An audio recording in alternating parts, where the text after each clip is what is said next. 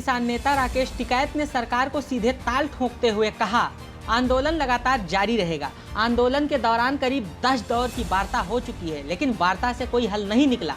सरकार पूरी तरह से अड़ियल रुख अख्तियार कर रही है और उन्होंने सरकार को ललकारते हुए कहा कि वे किसी भी तरह की जांच से नहीं डरेंगे। साथ ही किसानों के इनकलाबी तेवर को और बुलंद करते हुए कहा कि कोई किसान अपना आंदोलन छोड़कर कहीं नहीं जाएगा। राकेश टिकैत ने यह भी कहा कि ये लोग खेती को बर्बाद कर देना चाहते हैं, लेकिन हम इन्हें ऐसा करने नहीं देंगे। साथ ही हम किसी भी सरकारी कमेटी से बात करने के लिए नहीं जाएंगे।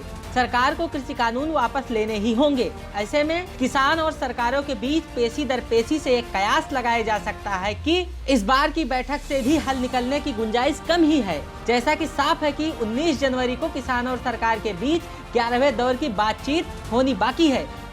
किसान का ये मसला नहीं है कि हम इस आंदोलन से समझौता या सिलसिलेवार बात करके हम वापसी आए।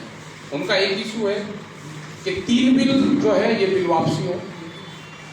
इनके साथ में और बिल भी है, पेस्टिसाइड बिल है, इलेक्ट्रॉनिक बिल है, इनके साथ में कुछ एनजीटी के बिल है, कुछ सीड बिल है।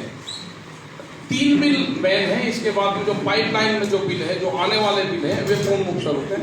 ये 3 बिल भारत सरकार वापसी है, नए बिल ना बने, ये बड़ा इशू है। एमएसपी जो एक बड़ा सवाल है, एमएसपी का जो महाराष्ट्र या दूसरे देश के किसी किसान को उसका ज्यादा लाभ नहीं मिल पाया, वो एक बड़ा सवाल है पूरे देश के किसानों के लिए।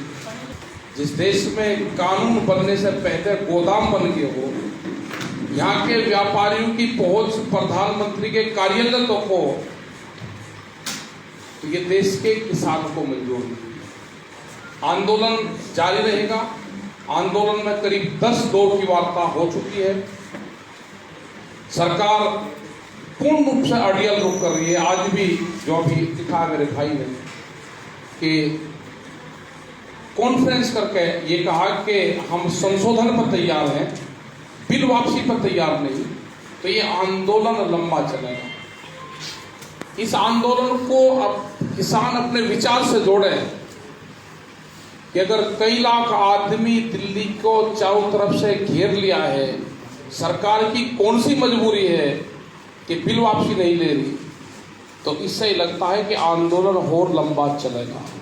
वहीं दूसरी तरफ कृषि मंत्री नरेंद्र सिंह तोमर ने कहा कि किसानों के साथ कानून के हर क्लॉज पर चर्चा होगी और भी बहुत सारी बातें कही। क्या कुछ कहा, आइए आप खुद सुनिए। ये तीनों कानून भी हैं, इन पर भी देश के अधिकांश किसान, विद्वान, वैज्ञानिक और कृषि के क्षेत्र में काम करने वाले लोग इनसे सहमत हैं और इनके साथ खड़े हुए हैं।